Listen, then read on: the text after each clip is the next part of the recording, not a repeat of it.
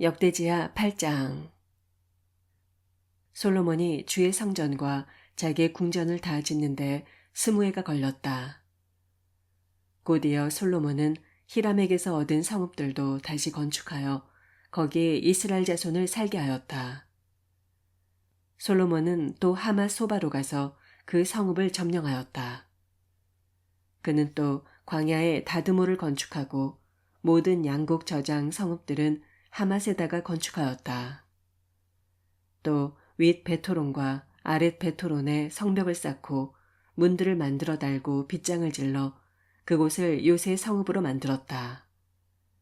또 솔로몬은 자기에게 속한 바알락과 양곡 저장 성읍들과 병거 주둔 성읍들과 기병 주둔 성읍들을 세웠다.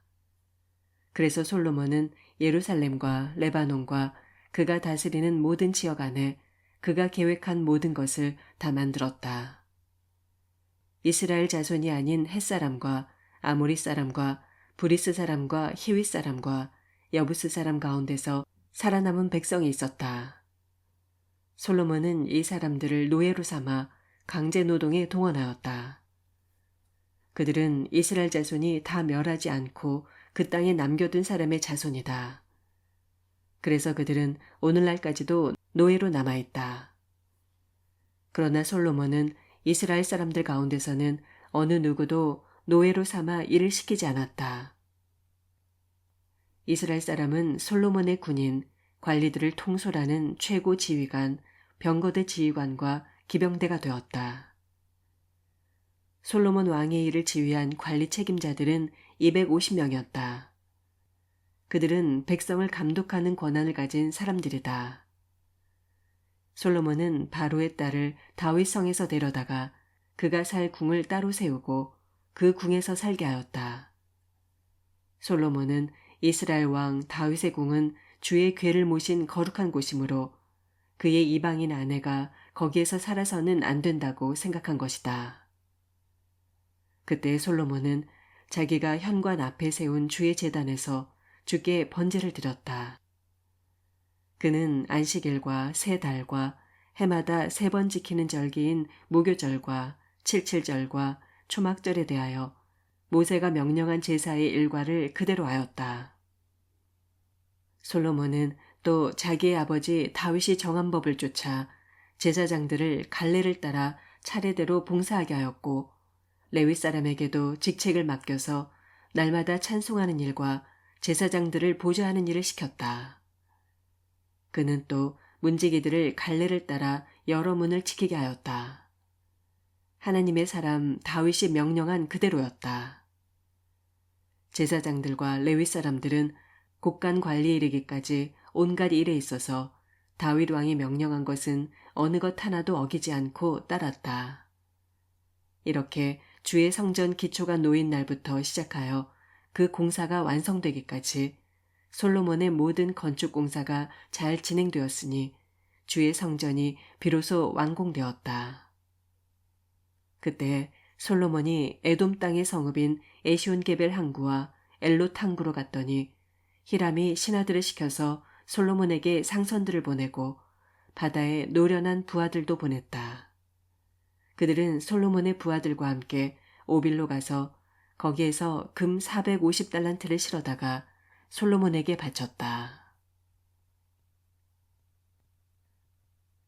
9장.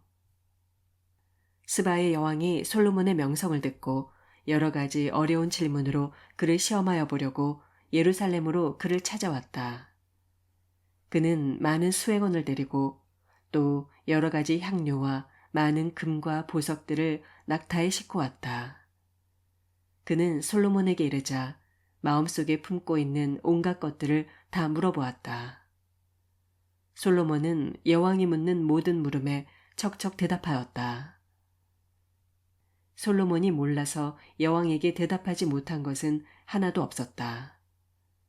스바의 여왕은 솔로몬이 온갖 지혜를 갖추고 있는 것을 확인하고 그가 지은 궁전을 두루 살펴보고 또 왕의 상에 오른 요리와 신하들이 둘러앉은 모습과 그의 관리들이 일하는 모습과 그들이 입은 제복과 술잔을 받들어 올리는 시종들과 그들이 입은 제복과 주의 성전에서 드리는 번제물을 보고 나서 넋을 잃었다. 여왕이 왕에게 말하였다. 임금님께서 이루신 업적과 임금님의 지혜에 관한 소문을 내가 내 나라에서 이미 들었지만 와서 보니 과연 들은 소문이 모두 사실입니다. 내가 여기 오기 전까지는 그 소문을 믿지 못하였는데 내 눈으로 직접 확인하고 보니 오히려 내가 들은 소문은 사실의 절반도 안 되는 것 같습니다. 임금님께서는 내가 들은 소문보다 훨씬 뛰어나신 분이십니다. 임금님의 백성은 참으로 행복한 사람들입니다. 임금님 앞에 서서 늘 임금님의 지혜를 배우는 임금님의 신하들 또한 참으로 행복하다 아니할 수 없습니다. 주 임금님의 하나님께 찬양을 돌립니다. 하나님께서는 임금님을 좋아하셔서 임금님을 그의 보좌에 앉히시고 주 하나님을 받드는 왕으로 삼으셨습니다. 임금님의 하나님께서는 이스라엘을 사랑하셔서 그들을 영원히 굳게 세우시려고 임금님을 그들 위에 왕으로 세우시고 공평과 정의로 다스리게 하셨습니다. 그런 다음에 여왕은 금 120달란트와 아주 많은 향료와 보석을 왕에게 선사하였다. 솔로몬 왕은 스바의 여왕에게서 받은 만큼 그렇게 많은 향료를 다시는 어느 누구에게서도 더 받아본 일이 없다. 히람의 일꾼들과 솔로몬의 일꾼들도 오빌에서 금을 실어왔다. 그들은 백단목과 보석도 가져왔다. 왕은 이 백단목으로 주의 성전과 왕궁의 계단을 만들고 합창단원이 쓸 수금과 거문고를 만들었다. 이와 같은 백단목은 일찍이 유다 땅에서는 본 일이 없었다. 솔로몬 왕은 스바의 여왕이 가져온 것보다 더 많이 주었을 뿐만 아니라 여왕이 요구하는 대로 가지고 싶어하는 것은 모두 주었다. 여왕은 신하들과 함께 자기의 나라로 돌아갔다. 해마다 솔로몬에게 들어오는 금의 무게가 666달란트나 되었다. 이 밖에도 관세 수입과 외국과의 무역에서 벌어들인 것이 있고 아라비아의 모든 왕들과 국내의 지방 장관들이 보내오는 금도 있었다. 솔로몬 왕은 금을 두드려 펴서 입힌 큰 방패를 200개나 만들었는데 방패 하나에 들어간 금만 해도 600세겔이나 되었다. 그는 또 금을 두드려 펴서 입힌 작은 방패를 300개 만들었는데 그 방패 하나에 들어간 금은 300세겔이었다. 왕은 이 방패들을 레바논 수풀궁에 두었다. 왕은 또 상아로 큰 보좌를 만들고 겉에 순금을 입혔다.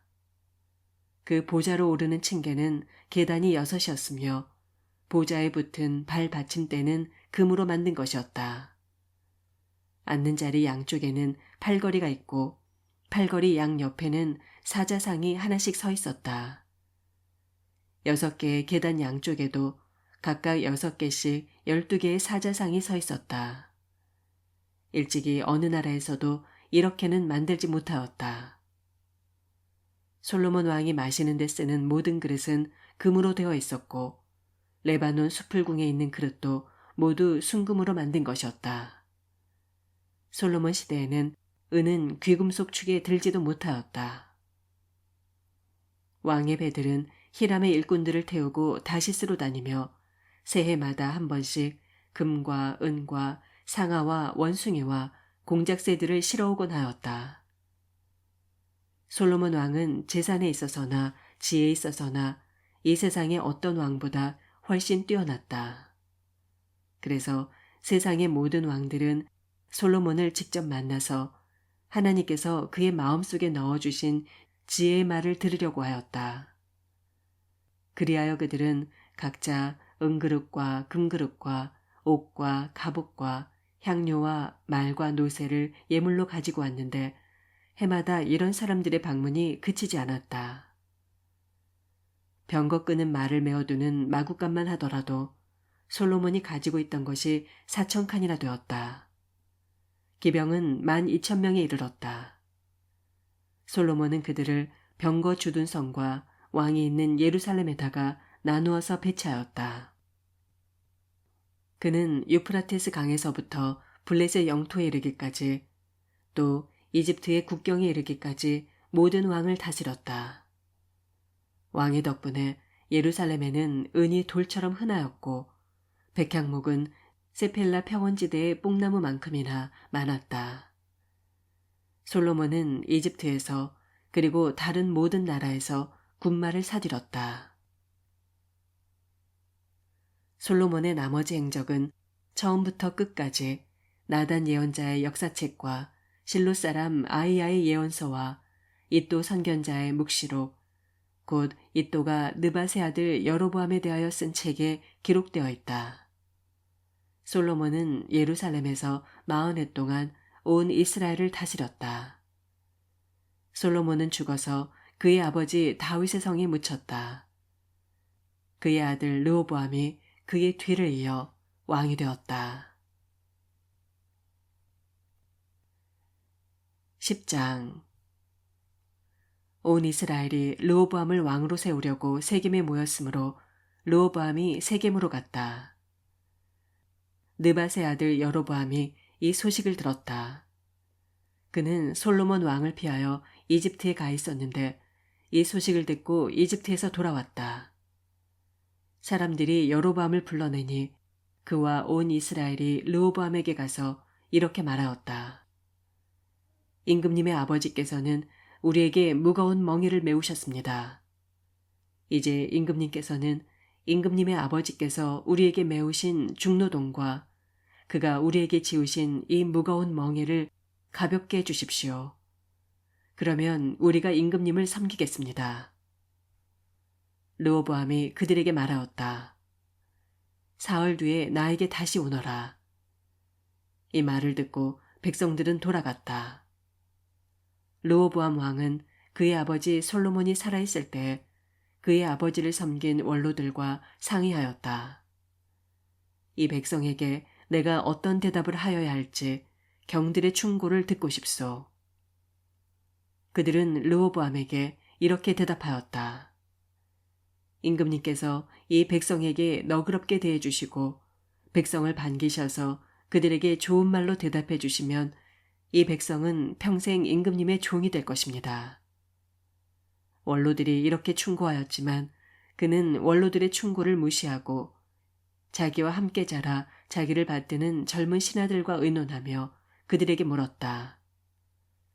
백성이 나에게 선친께서 메워주신 멍에를 가볍게 해달라고 요청하고 있소. 이 백성에게 내가 어떤 대답을 해야 할지 그대들의 충고를 듣고 싶소.